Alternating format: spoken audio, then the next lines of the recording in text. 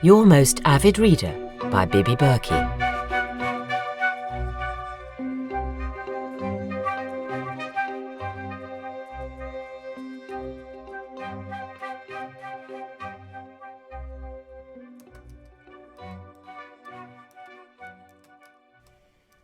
Dear Monica, I'm afraid I've jumped a bit. Sorry, I couldn't resist it. You see, I had such a clear story in my mind that I needed to slap it down at once. Yes, I can see why you think Nathan should die, but can I bring myself to do it? And anyway, how? Should he just give up and go and fight abroad, perhaps in the Americas, his poor restless body dissolving into the soil of a foreign land? That's all for later. In the meantime, the Hesiot women, led by Suzanne, have been rescued and taken in by the Radiant Wanderers. The Wanderers are already controversial and in permanent battle with the church authorities. Now they're about to court even more disapproval from the local population for taking in these strangers. They set about depicting their guests as heroines, hauling them up before the congregation as messengers from God, encouraging all women to strive for domestic and political power. They take it upon themselves to teach the Hesiots English and allow them to build their strange, stilt houses on land belonging to their church. But even they are a little disconcerted by rumours that the Hesiots are brazenly sleeping with the local men, whether those men are married or not. For their part, the Hesiot women simply chat to each other during the church services. The congregations are made up of bored wives of local gentry who drag after them their poor protesting children. Mrs. Anne Hadley of the Hindwold estate, remember her? Takes her religion very seriously indeed, and there's no question her son and 3 daughters should not attend the meetings. The Reverend Emily Herrington and Mrs. Anne Hadley, 2 powerful and formidable women, you just know they're capable of wreaking havoc in the lives of others. Now, read on.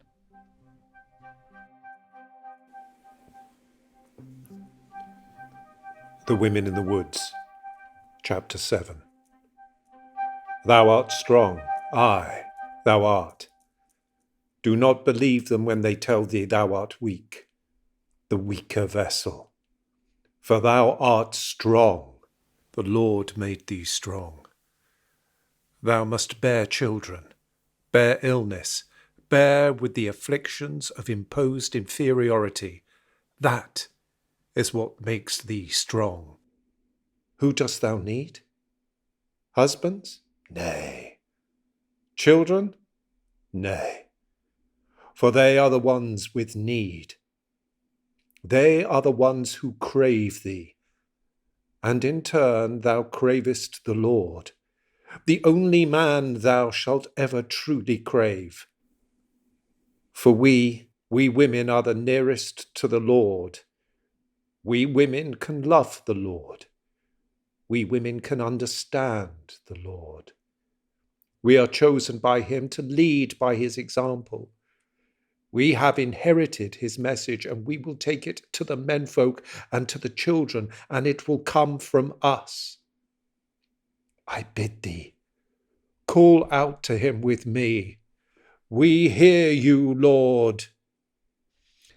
And with that, the Reverend Emily Herrington slumped to the floor, her pale blue skirts billowing beneath her as she fell, the church resounding with the terrible thud of her forehead hitting the floor. Her deaconesses rushed to her aid, but even as she lay there face down on the raw wooden planks, she stuck out a rigid arm to ward them off, to leave her be, and let her recover. Inspired and yet a little nervous, the ladies of the congregation murmured and fanned themselves all the more furiously.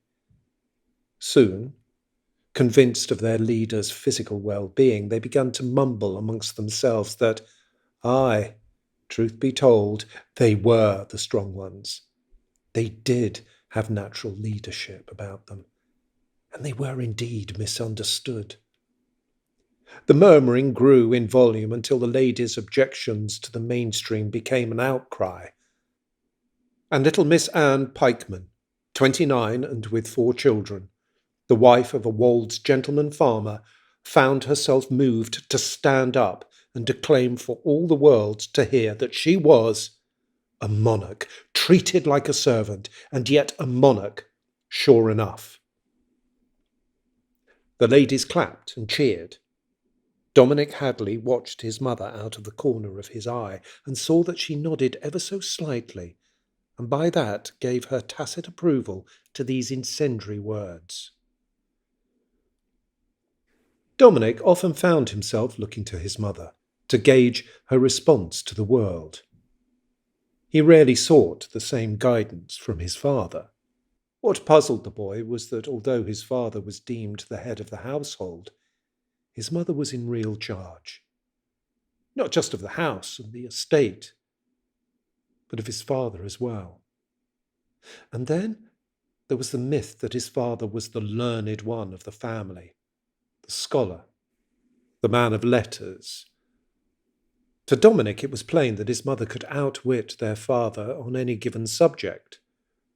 While she'd not been exposed to the same education as her husband, her logic easily eclipsed his. To Dominic's mind, this was a far greater cleverness than quoting Catullus. The only trouble with his mother, as far as her son was concerned, was that she was a little frightening and too hard to fathom at times. It was probably the way it was with such clever people. And his older sisters, Charlotte and Amelia, showed every sign of having inherited their mother's superior brain and attitude. Only he and his little sister Fanny showed any resemblance to their gentler, more spineless father. Dominic's father was not convinced by his wife's recent discovery of a new church, which was widely supported by the wives of local gentlemen farmers. He thought the whole thing a foolish enterprise, a fad, and he begged his wife not to expose their children to the radiant wanderers. She listened to all his misgivings and then promptly ignored them. Why, John, the ladies of the Radiant Wanderer Church do keep my spirits up when we are away from town. I fear that my soul will wither in this bleakness. Why would you spoil this innocent pleasure of mine? Spoil your pleasure, my dear? He had exclaimed. Well, I'd never do that, but must you take our children? I must, she had said. And that had been that. Mrs. Hadley had been there, standing beside the farm manager, Nathan Gentle, when the Hesiot women had been turfed out of Fair Spinney and of the whole estate. She had been impressed by the dignity of the women and their imperviousness to male authority. It seemed to her that these odd creatures could serve a purpose, could, in some way, be useful to her. Dominic had stood beside his mother and had watched the fascinating parade. The women had tried to carry the stripped branches with them, but the men from the Hadley estate pulled them roughly out of their hands.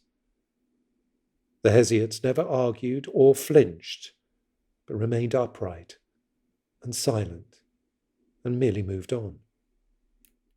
What struck Dominic as the group emerged into the open was that the few men and boy children among them had disappeared. Their apparent leader, the woman he had spied sunning herself in the clearing, took her place at the front. Walking beside her was the girl who had caught him by the hair and known his name. The two swayed casually on, deep in conversation, several children gripping at their skirts to keep up with them. "Oh, where shall they go?" cried out Mrs. Hadley at once, as though seeing them exposed on the open land had pulled at her conscience. "Nathan, come with me. See if you can get through to them. If we can't house them, then the wanderers shall."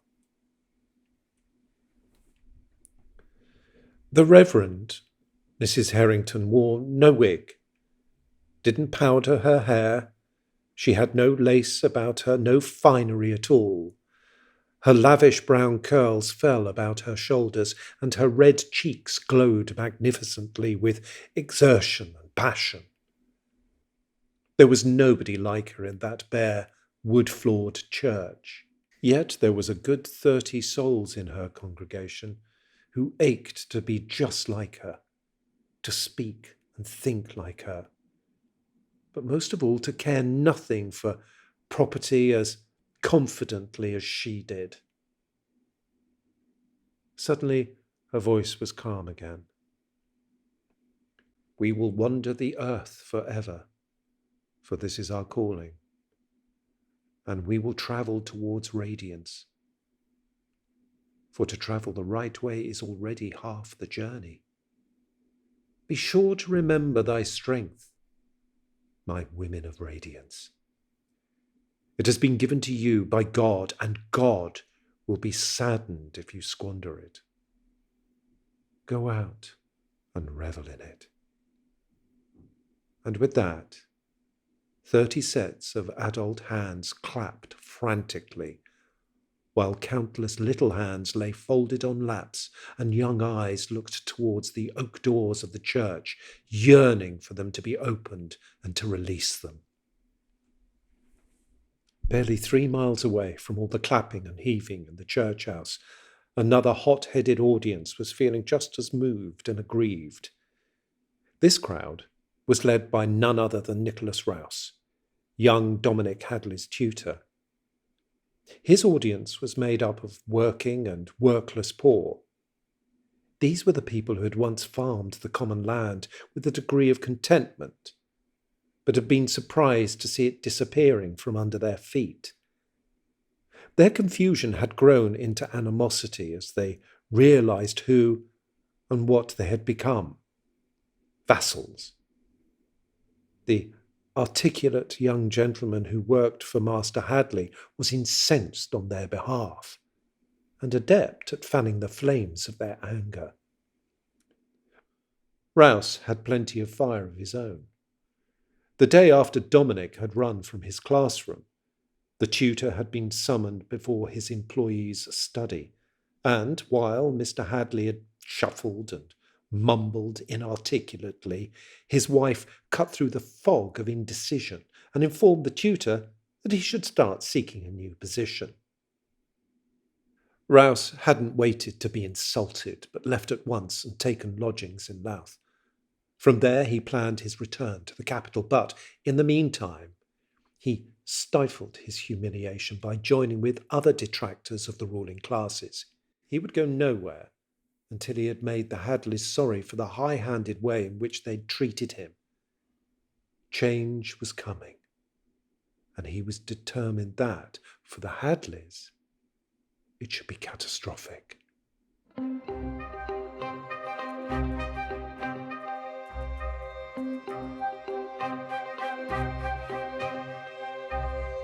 Hilary was played by Rebecca Charles. The male narrator was Mark Lingwood.